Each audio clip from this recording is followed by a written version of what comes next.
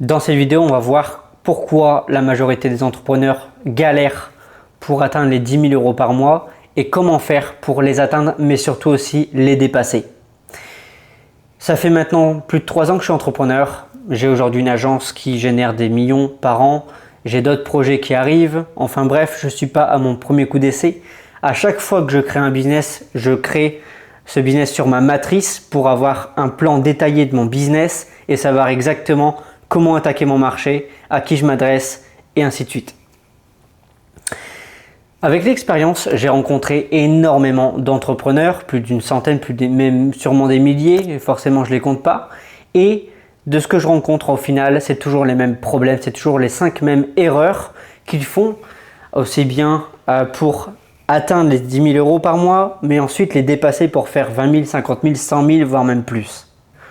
Dans cette vidéo, on va du coup voir ces 5 erreurs terribles et surtout comment faire pour les résoudre et pour ensuite débloquer votre situation en tant qu'entrepreneur. La première erreur que je vois du coup, c'est que ces entrepreneurs-là vendent leurs solutions à tout le monde. Ils ne savent pas du tout s'adapter à leur cible, ils ne savent pas du tout à qui ils s'adressent en réalité. Ils savent ce qu'ils vendent, mais ils ne savent pas vraiment qui est le client idéal, le vrai client, le vrai typologie client ou même le segment client qui va acheter le plus facilement leur solution. Vous doutez bien qu'on ne va pas vendre des iPhones à des personnes âgées de 85 ans. Okay, on va plutôt vendre ça à des jeunes ou voire des actifs qui ont déjà de l'argent pour s'acheter des iPhones. Okay, et ceux qui n'ont pas les moyens, soit ils font un crédit ou soit ils vont à la concurrence pour acheter des téléphones à 100 euros. Okay, tout est adapté, tout est calculé en réalité. Il faut tout calculer. C'est pour ça que moi j'ai une matrice que j'applique pour chacun de mes business et je le répète au final. Mais c'est toujours comme ça et c'est grâce à ça que je minimise mes chances de fail parce que je comprends exactement comment mon business va tourner. Et j'arrive aussi à identifier du coup les problématiques que je vais rencontrer en amont et de ce fait, je les anticipe. Le problème de ces entrepreneurs-là, c'est qu'ils ne font pas ce travail-là. Ils savent juste, ok, moi je vends des aspirateurs, donc je vais vendre ça à tel type de personnes, au couple, machin. Non, en réalité c'est beaucoup plus précis que ça. C'est des gens qui ont du coup envie d'avoir une maison propre, mais du coup le problème c'est qu'il faut brancher la prise et machin et tout. Sauf que dans les foyers aujourd'hui la problématique c'est ça. Enfin bref, et vous pouvez même renforcer votre offre grâce aux problématiques que les gens rencontrent déjà aujourd'hui. Okay, et c'est ça qui va faire monter votre offre en valeur perçue. Enfin bref, je m'égare. Le problème de ces gens-là, c'est qu'ils sont trop généralistes. Genre, je m'adresse aux TPE, aux PME ou les indépendants. Ok, mais c'est pas précis. Quel domaine? Qui? Quel est son profil? Il a quel âge en moyenne? C'est entre les personnes de 20 à 35 ans, c'est plus les personnes de 35 à 58 ans. C'est quoi? C'est qui? Qui va adopter ta solution le plus facilement possible? À qui elle est hyper adaptée et faire en sorte limite que les gens t'achètent plutôt que tu galères à leur vendre à chaque fois en porte-à-porte. Okay, donc soyez précis dans votre solution. Seconde problématique, c'est que ces entrepreneurs-là n'ont pas encore compris qu'ils sont entrepreneurs. Ils sont encore dans une mentalité de salarié à vendre du temps comparé à vendre de la valeur. La différence, c'est que par exemple, si demain je vendais du service de nettoyage voiture, soit je leur propose, ok cher client, donc pour laver votre voiture, ça va vous coûter 20 euros, j'en ai pour 1 heure. Donc voilà, revenez dans 1 heure, vous me passez 20 euros et c'est bon. Le problème de cet entrepreneur-là, c'est qu'il va travailler pour du temps et de ce fait, il va galérer pour gagner même 2 000 euros par mois.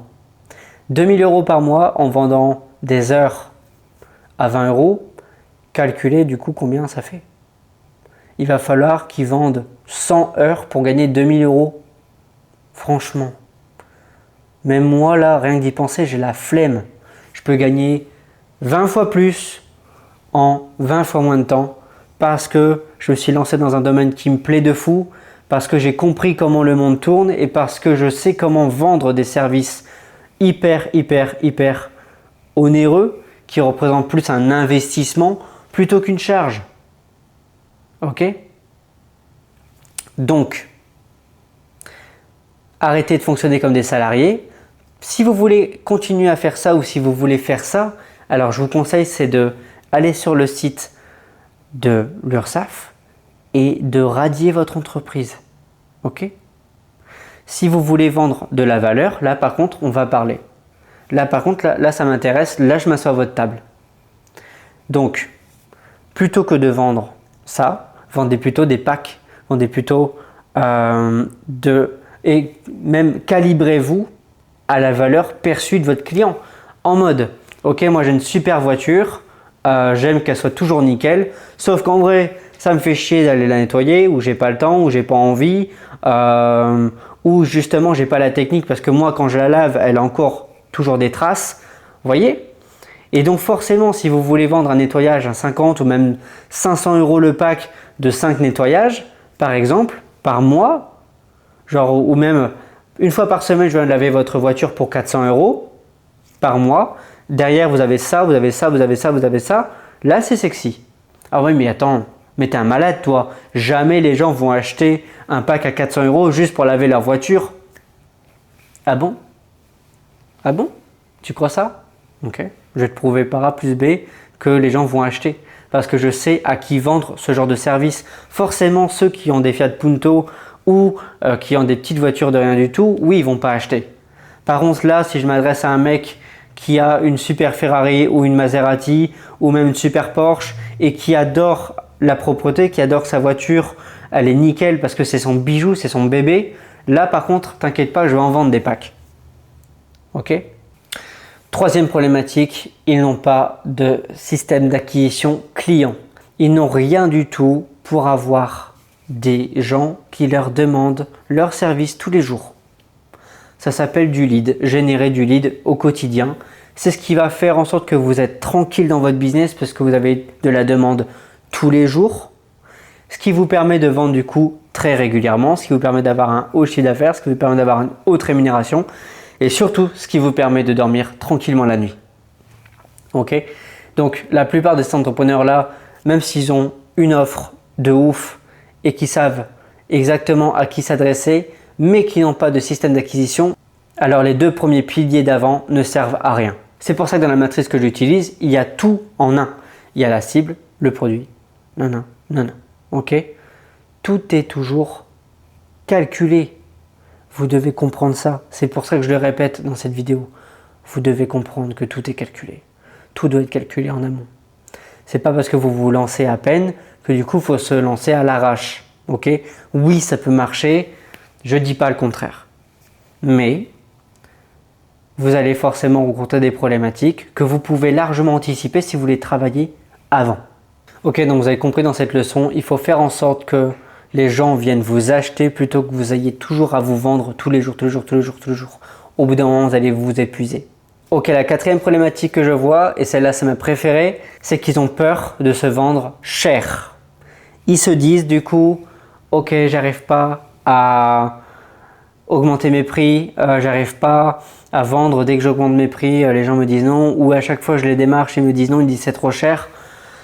C'est parce que vous n'adressez pas correctement à votre cible. Alors soit vous adressez à la mauvaise personne puisqu'ils voient que ce que vous proposez c'est cher, donc ils n'arrivent pas à se rendre compte que ce que vous apportez a une réelle valeur, ou ils doutent que votre solution résolve réellement leurs problématiques. Ok? Ou bien c'est que votre offre elle n'est pas assez bien calibrée par rapport à ses besoins. Ok, ils sont intéressés mais ils n'achètent pas. Pourquoi? Parce que votre offre elle n'est pas assez sexy. On n'arrive pas à avoir un gros gap entre la valeur perçue et le prix. Si je veux vendre demain des ordinateurs à 10 000 € par exemple, ok, donc la barre elle est très haute, ok, sauf que moi je dois faire en sorte de cranter le prix ici pour que la valeur perçue soit là. En mode, ok, pour un ordi à 10 000 €, j'ai ça, mais waouh, mais normalement cet ordi doit coûter 20 000, 30 000 €. Ok? Donc forcément, je ne vais pas vendre ça au commun des mortels, mais je peux peut-être vendre des ordinateurs à 10 000 € à la NASA par exemple. Ok? Tout est question de savoir bien se calibrer par rapport à ce que je propose et les gens qui sont capables d'acheter mon produit ou mon service. 5e problématique, et la dernière, tous les entrepreneurs qui échouent, ils la font, c'est parce qu'ils abandonnent trop tôt. Oui, ça va être dur. Oui, ça va être compliqué. Oui, tu vas rencontrer des emmerdes à longueur de journée en tant qu'entrepreneur, bien sûr. Le travail d'un entrepreneur, tu sais ce que c'est réellement? C'est pas de vendre des solutions. C'est de résoudre des problèmes.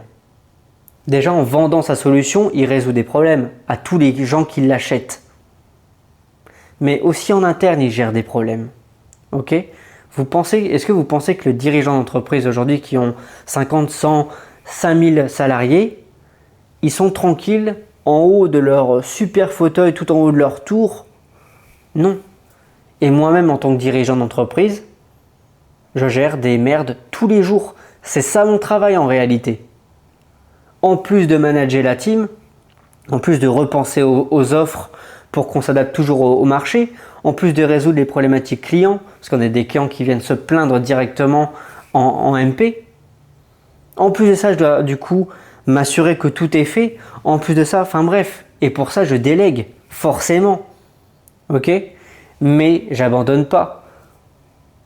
On laisse pas tomber un projet si on y croit, si on a vraiment les boyaux qui se serrent, tellement on est passionné, tellement on a envie de livrer le monde, tellement on est passionné par ce qu'on fait, tellement on est passionné par notre vie.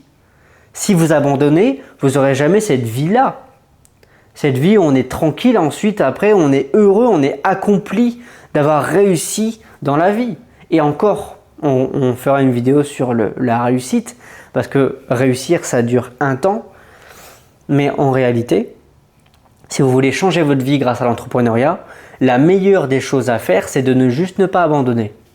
Mais c'est pas juste ne pas abandonner et continuer. C'est rester, ne pas abandonner et voir comment on améliore l'entreprise. Ok? C'est pas parce que vous venez de lancer votre projet qui a eu 0 acheteur, que vous avez foiré, que vous avez fail, que votre entreprise va mourir et que vous êtes bon à rien. C'est juste parce que il y a eu sûrement un loupé quelque part qui n'a pas fait la différence. Ok? Donc j'espère que cette vidéo vous aura apporté énormément de valeur. Ça fait 3 ans que je suis entrepreneur. Je me suis lancé vraiment de rien. J'étais salarié. J'étais pas épanoui dans mon travail. Je me suis lancé. J'ai démissionné du jour au lendemain. J'ai pris des risques. J'ai lancé un petit business qui n'a jamais pris. J'ai lancé ensuite d'autres choses qui ont bien pris et d'autres moins. J'ai rencontré du coup mon associé, on a lancé ce business-là qui a explosé. Ok? Donc en fait dans la vie, il faut juste oser, il faut faire. L'action, c'est ce qui vous paiera.